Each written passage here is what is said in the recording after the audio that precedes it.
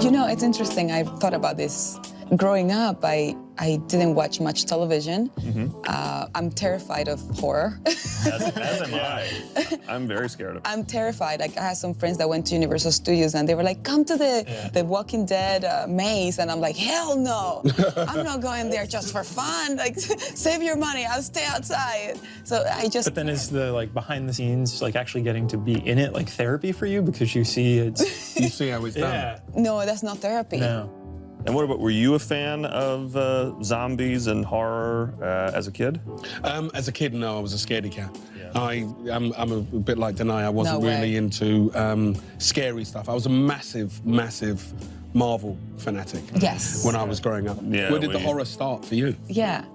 When you both say you're afraid of horror, I feel that way because I've loved it since I was a kid, but it really does scare me, even today. Yeah. Like, my friends will tell you sometimes I'll buy tickets to see a horror movie and chicken out at the last minute. So you love fearing it. Yeah, I do. I do. Oh, It that's is sort of a interesting. rush that I both love and hate.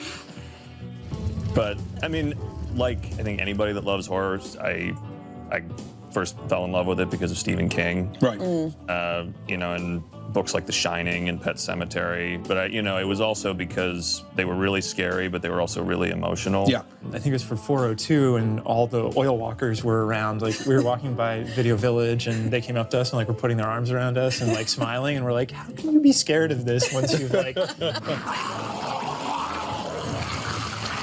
I love being in at lunch and being behind a walker just on the iPhone on That's so Facebook. weird. Well, I have this thing that is kind of become a recurring thing throughout the whole seasons of Walking Dead and on Fear, where you arrive on set and you meet the walker that the stunt walker that you're gonna meet and kill, and they're all done up in the full on the makeup, and you go, hey, what's your name?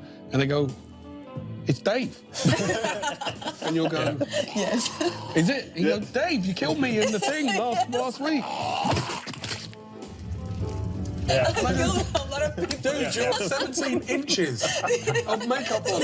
You could be my wife, and I would not know who you are. Looking at me going, it's Dave, and making it my fault. Yes. Well, I just say, like, Lennie, you've probably dare killed more walkers than most. I do have quite a good walker count, actually. In fact, there was one guy who was back on set the other day who we worked out I've killed 7 times.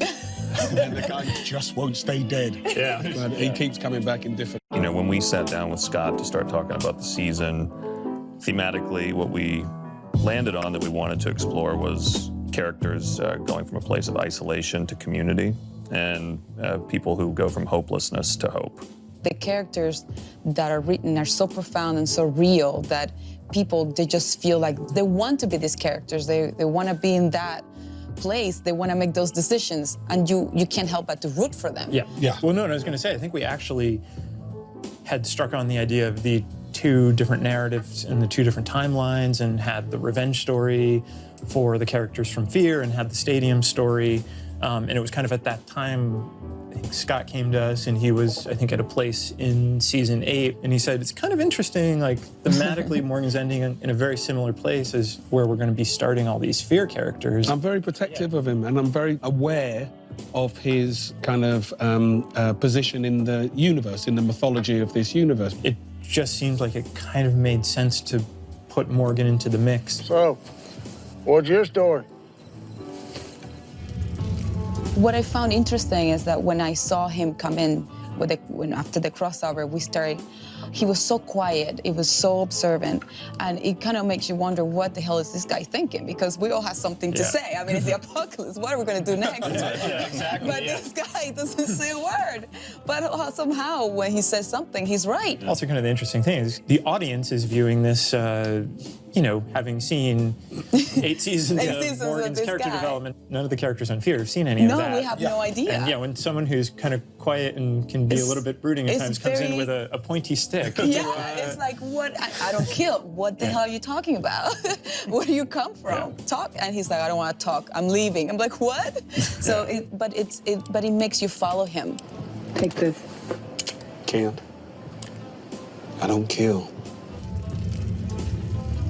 And that journey, you know, is it even possible for him to become a leader? So to a certain extent, the answering of that question isn't you know, will he or won't he? It's as much can he or can't he? What I saw in Morgan's character, that he's so in tune with so much knowledge and the fact that he lost his entire family. And somehow he sees the Clark family kind of like disintegrate in such a way. Well, and it's really painful for him because it happens in front of his eyes. And this is a man that is an orphan of the apocalypse. Yeah, and I mean, you mentioned that he comes in and has lost everyone close to him. Completely. But that's something that we, you know, Yeah. see happen to the characters on Fear. Totally. In the first half of the season. Yeah. And he there's sees a lot the of entire loss. thing. Yeah, there's a lot of loss that happens Yeah. there. So there's a real mirror, sort of Yeah. like the answer to what Morgan needed to get to the next To get place to in the his next- journey yeah. is you, and he is the answer Yes. for you. For us. But also and- there's a yeah. very interesting mirroring that goes on between the two groups, that Morgan is, as Danay say, an orphan of the apocalypse.